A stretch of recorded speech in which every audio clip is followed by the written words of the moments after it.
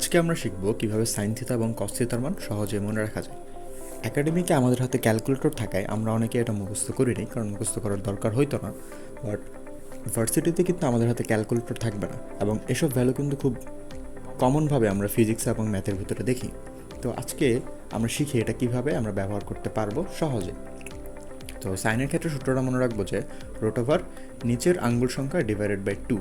তো এটা কিভাবে কাজ করে এটা দেখি। তো এর আগে আমাদের বাম হাতের সবগুলো আঙ্গুলকে বিভিন্ন কোণ বিবেচনা করতে হবে। সবার নিচে ছোট কোণ এবং সবার উপরে বড় কোণ। 0 ডিগ্রি, 30 ডিগ্রি, 45 ডিগ্রি, 60 ডিগ্রি এবং 90 ডিগ্রি, এই কোণগুলি সাধারণত এসে থাকে। তো আমরা দেখি সূত্রটা কীভাবে কাজে লাগাবো।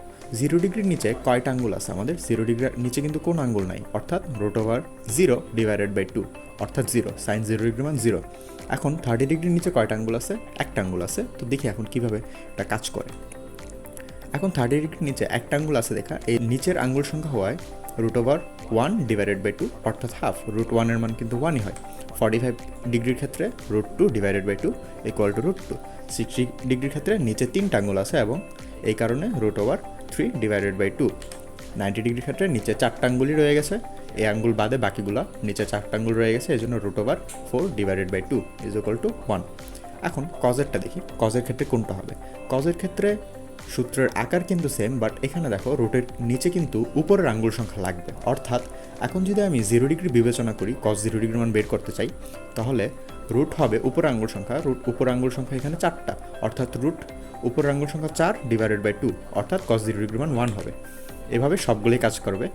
এটার উপরে 4টা আঙ্গুল আছে, এই জন্য 4, এটার উপরে 3টা আঙ্গুল আছে, এই জন্য 3, এটার উপরে 2টা আঙ্গুল, এটার উপরে একটা আঙ্গুল এবং 90 ডিগ্রির উপরে কোনো আঙ্গুল না থাকায় কস 90 ডিগ্রির মান 0। এখন এই দুইটা সূত্র যদি আমি একসাথে করি, সাইন থিটা এবং কস থিটার সূত্র, তাহলে কিন্তু আমি টেন থিটাও পেয়ে যাই। সেক্ষেত্রে সূত্রটা হবে, টেন থিটার ক্ষেত্রে মনে রাখবা, টেন থিটার ক্ষেত্রে হবে উপরে নিচের আঙ্গুল সংখ্যা এবং নিচে উপরের আঙ্গুল সংখ্যা, আর দুইটা কিন্তু রুটের আন্ডারে থাকবে। তো আসলে আমরা দেখি 60 ডিগ্রির ক্ষেত্রে মিলায় দেখি। কস 60 ডিগ্রির মান ছিল উপরের আঙ্গুল সংখ্যা ডিভাইডেড বাই 2, আর সাইন 60 ডিগ্রির মান ছিল নিচে আঙ্গুল সংখ্যা ডিভাইডেড বাই 2।